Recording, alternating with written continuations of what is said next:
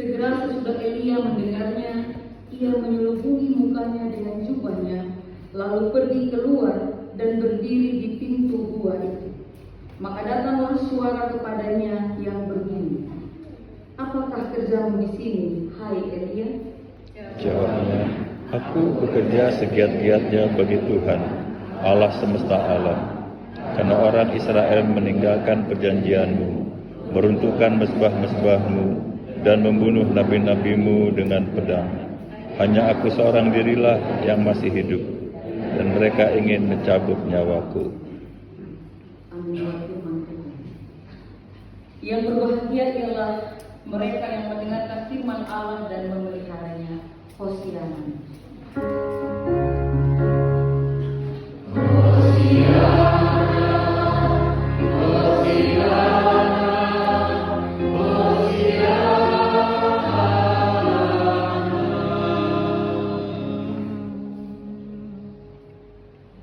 Bapak Ibu dan Saudara yang dikasihi Tuhan, kemenangan itu. Sehingga ketika kita hari ini merayakan ini, kan kita sedang ada di dalam minggu sengsara ya Bapak Ibu ya. Jadi hari ini juga sedang ada di dalam minggu sengsara. Tapi kalau kita melihat liturgi kita dihias dengan dekorasi yang sedemikian megah ini untuk menghayati minggu Palma itu.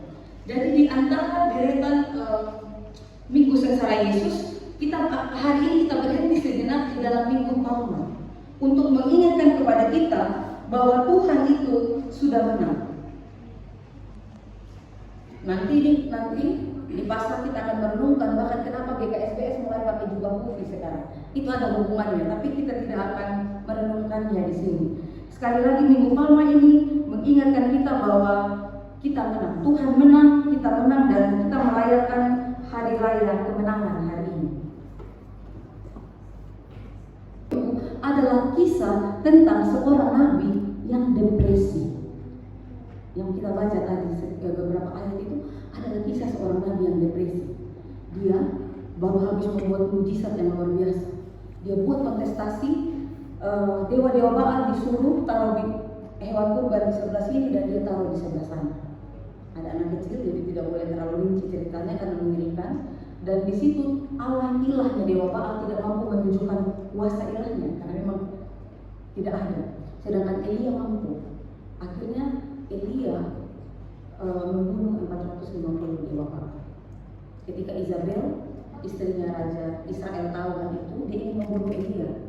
Nah Elia yang kita baca saat ini itu sedang ada dalam pelarian karena Isabel bersumpah kalau besok di waktu ini engkau tidak mati maka terkutuklah saya oleh dewa saya. Dan itu sangat mengerikan bagi Elia.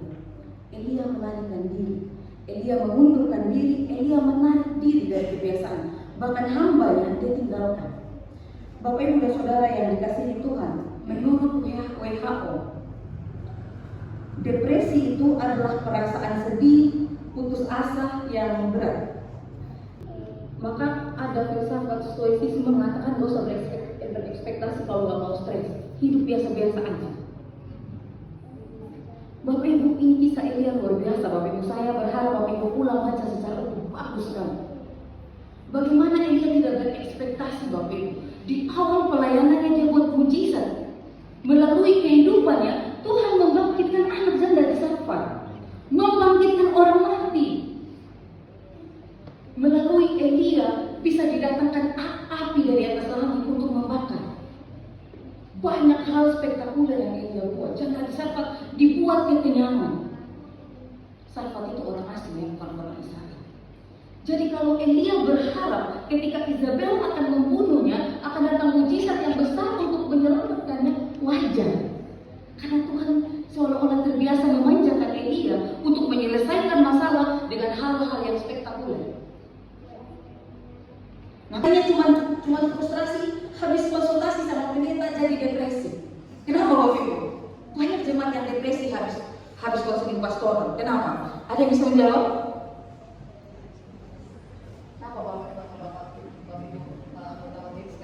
Habis konseling pastoral sama pendeta yang tadinya hanya frustasi, kok tingkatnya naik jadi depresi? Kenapa? Tahu banyak salah. Ya? Tahu banyak salahnya.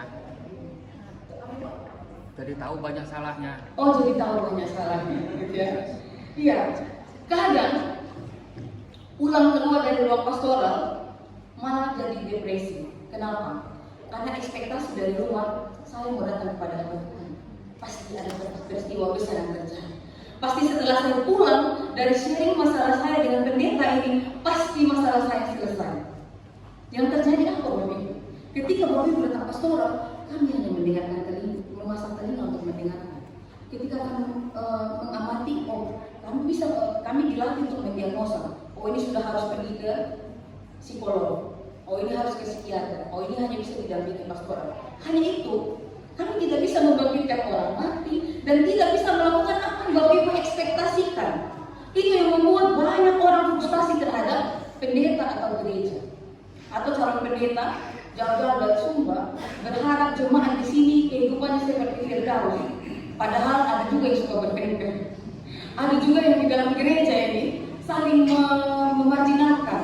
Ada juga mungkin di antara kelompok majelis yang tidak sadar kalau ada yang beberapa kali tidak hadir. Ini contoh. Ini kelompok khusus. Nanti tujuannya apa adanya? Ya kayak gitu. Jadi kita kecewa gitu ya. Saya pikir di sini Firdaus ternyata lebih dari Firdaus. Dan kemudian Bapak Ibu panggil saya dari Sumba, Bapak Ibu pikir saya manusia setengah dewa. Ternyata saya bukan. Ternyata saya begini dan begitu. Stres.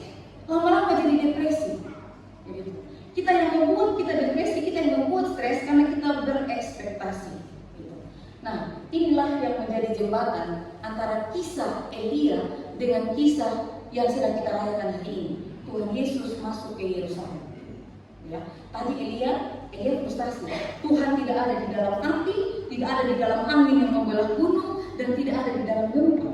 Tetapi Tuhan ada di dalam kol demama dana. Itu bahasa Ibrani, apa artinya?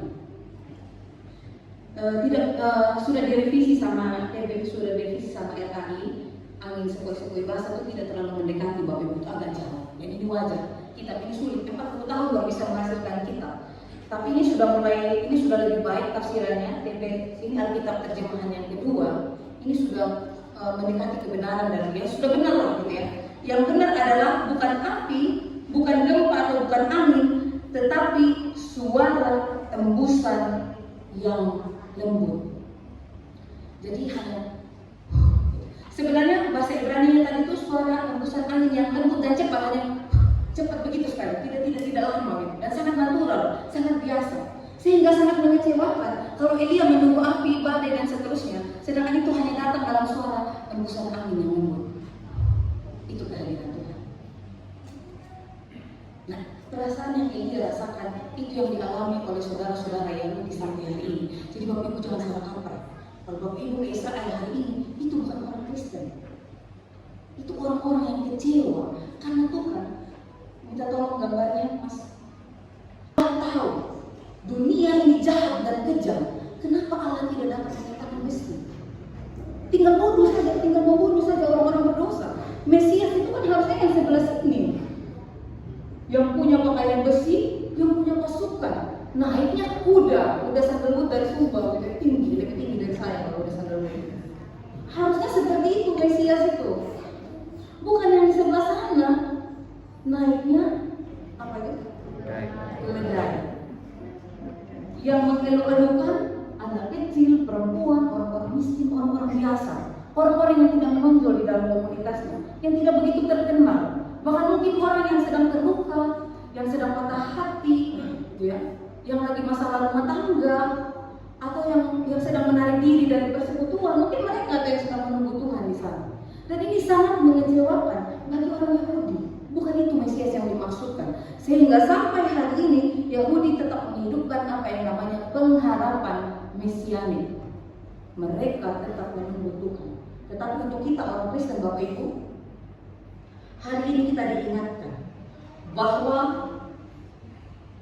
Tuhan menyelamatkan kita bukan dengan cara mematikan orang berdosa, tetapi Tuhan sendiri yang mati. Jadi keselamatan itu diberikan dengan kematian, dan ini tidak masuk akal. Ini tidak rasional buat dunia. Makanya tidak banyak juga orang yang mau masuk Kristen ya. Mana ada Tuhan yang mati di kayu salib seperti itu. Nah, Bapak Ibu dan Saudara yang dikasihi Tuhan, inilah Minggu Palma untuk kita. Saya tidak banyak menjelaskan lagi tentang Minggu Palma karena sepanjang hidup sudah berapa puluh tahun Bapak Ibu hidup, Bapak Ibu sudah sering merenungkan apa yang Minggu Palma, sudah tahu bagaimana peristiwa Yesus masuk.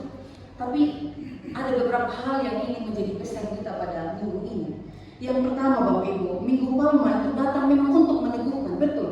Seperti Tuhan meneguhkan Elia, seperti itulah kita mengingat rayakan Minggu Palma ini.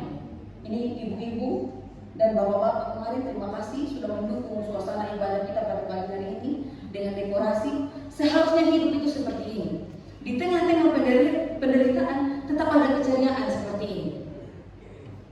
Jadi tidak larut dan tidak merasa tenggelam dengan masalah. Karena apa?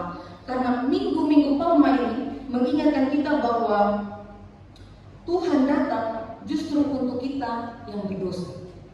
Jadi kalau selama ini kita merasa insecure, kita merasa rendah diri, minta untuk pelayanan, nggak mau pelayanan, atau merasa rumah tangga kita yang paling gak beres, atau merasa anak-anak kita yang paling gak berhasil, atau merasa orang tua kita yang paling banyak kritik gereja, atau merasa majelis kita, pokoknya kita yang merasa sangat kurang, berbahagialah. Karena Minggu Palma ini mengingatkan Tuhan datang untuk kita semua yang kurang dan tidak sempurna. Minggu ini mengingatkan kita bahwa Tuhan datang justru buat orang-orang lemah yang jauh dari sempurna, justru buat orang-orang berdosa, bukan untuk orang-orang sempurna, bukan untuk orang-orang yang sehat. Yang kedua Bapak Ibu, bersukacita. Karena di Minggu Palma ini kita juga dibantu oleh firman Tuhan, ditolong untuk mengingat rayakan bahwa Tuhan itu datang dengan segala cara yang melampaui akal kita. Tuhan menolong kita dengan cara yang melampaui akal kita. Ya, hembusan angin yang lembut itu nggak masuk akal buat kita. Cara menyelamatkan orang dengan mati di kayu salib itu nggak masuk akal. Ya, jadi mulai hari ini jangan pernah membatasi Tuhan. Jangan banding-bandingkan kehidupan. Coba rasakan Tuhan. Kisah Elia itu menolong kita bahwa ternyata Tuhan hadir dalam hal yang sederhana. Melalui pasangan kita, melalui keluarga kita, melalui orang yang kita temui, melalui tanaman mungkin di depan rumah kita, atau melalui apa yang paling biasa dalam kehidupan kita. Tuhan bisa pakai cara itu untuk hadir menolong kita. Kehadiran Tuhan melampaui akal kita. Karena dia, kemahaan Tuhan itu melampaui segala akal. Yang ketiga Bapak Ibu, setelah kita diteguhkan, Tuhan memanggil kita juga untuk meneguhkan sesama kita. Kenapa ini penting? Bapak Ibu tahu, gereja-gereja yang searas dengan kita, yang gereja-gereja mainstream seperti GKI, GKJ dan seterusnya, kalau ditanya apa eklesiologi mereka akan menjawab, kami adalah tubuh Kristus. Tetapi kalau Bapak Ibu, di GKSBS, eklesiologi kita adalah rumah bersama. Lebih lagi, orang masih mengadopsi, masih ambil langsung dari Korintus, masih ambil dari Eropa, tetapi GKSBS, lembaga Kristen yang paling kecil mungkin di Indonesia, kecil GKSBS ini, teologinya besar, luar biasa. GKSBS berani berkontekstual dan mengatakan eklesiologi kami rumah bersama. Kenapa Bapak Ibu? Itu berangkat dari pengalaman lahirnya ini GKSBS. Jadi GKSBS ini lahir dari kolonis dan transmigran. Banyak peristiwa pahit. Salah satunya yang ditulis dalam sejarah ketika para pendeta datang ke rumah jemaat, mereka menemukan ada satu anak kecil itu duduk di depan pintu. Dan ketika mereka masuk dalam rumah itu Bapak Ibu, orang tuanya sudah terbujur paku, ini sudah berapa hari meninggal. Kenapa Bapak Ibu? Karena malaria. Meninggal karena malaria. Akhirnya semua para transmigran kolonis yang ada di sini, kolonis lalu nanti menjadi transmigran di masa pemerintahan Indonesia, banyak yang pulang. Karena ngeri sekali melihat kematian, satu-satu mati. Belum ada obat, belum canggih seperti sekarang. Nah apa yang terjadi Bapak Ibu? Orang-orang yang tinggal ini, mereka ngumpul.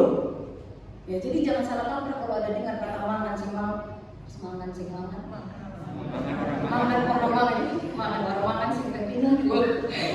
jangan berpikir negatif tentang itu. Ternyata itu cara Bapak Ibu. Ternyata itu cara jemaat mula-mula di GKSBS. Mereka ngumpul.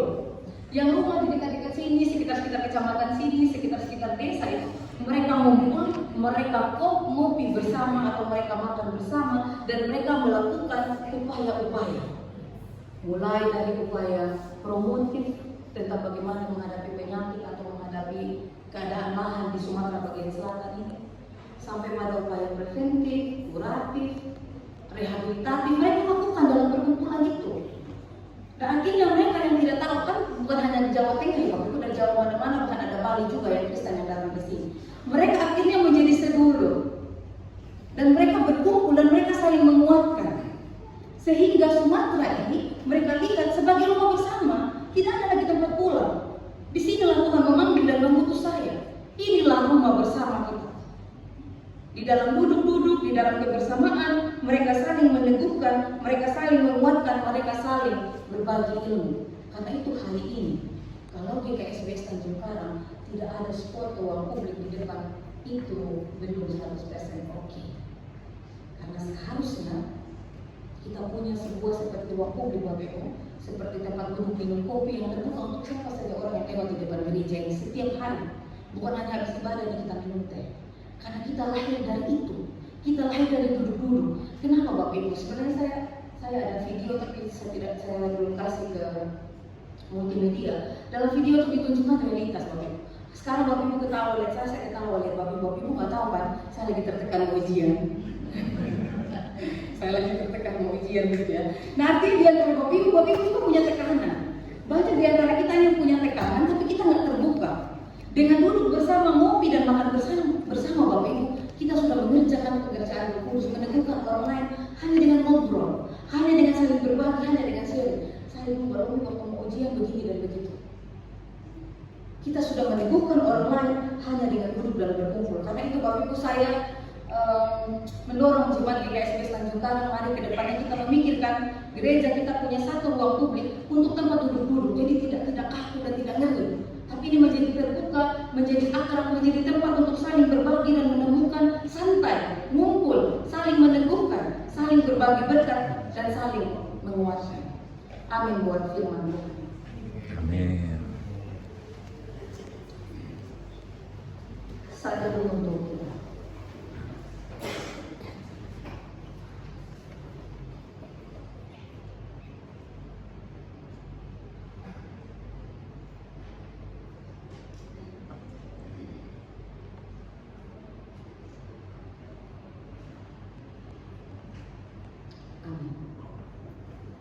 Tuhan ajarkan kepada kami.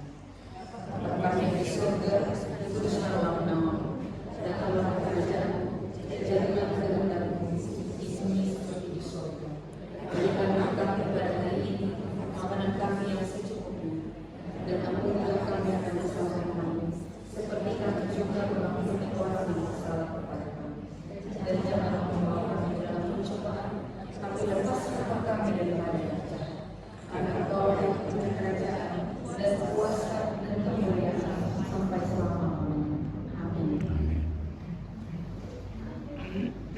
Yang dikasihi Tuhan, jangan tutup diri kita dengan ekspektasi kita yang sangat terbatas. Tetapi bukalah hati kita untuk kemahaan Allah yang melampaui segala akal, untuk berkuasa mengatasi segala pergumulan kehidupan kita. Karena itu pulanglah dengan damai sejahtera, jadilah pelaku firman, serta bawa dan tebarkanlah firman dimanapun dan kemanapun engkau pergi. Ku ingin menyerahkan.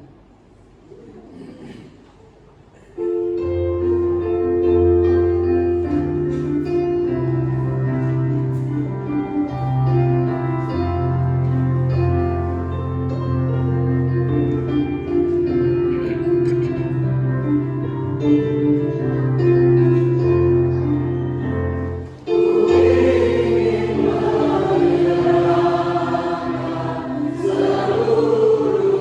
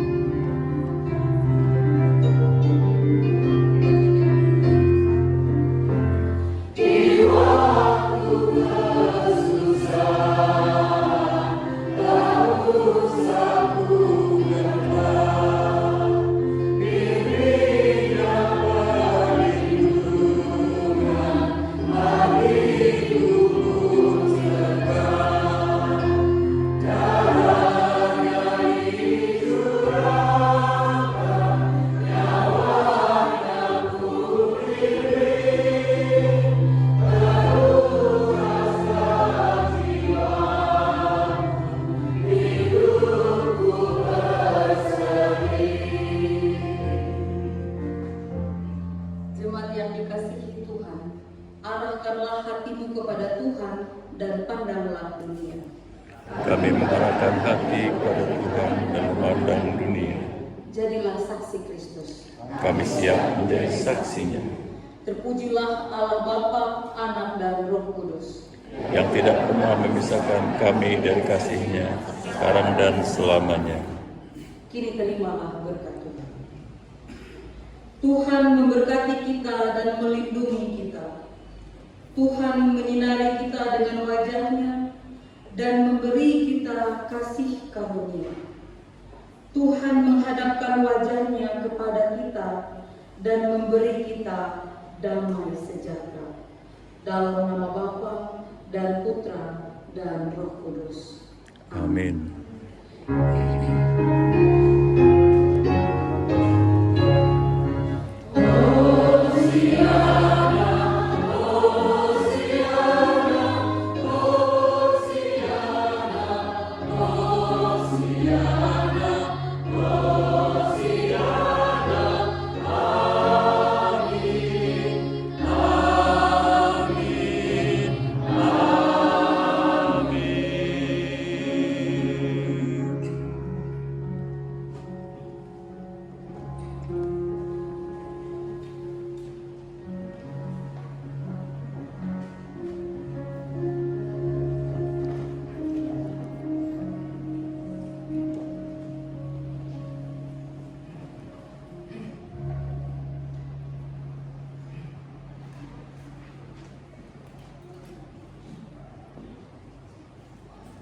Jemaat silakan duduk untuk mengambil saat mesti.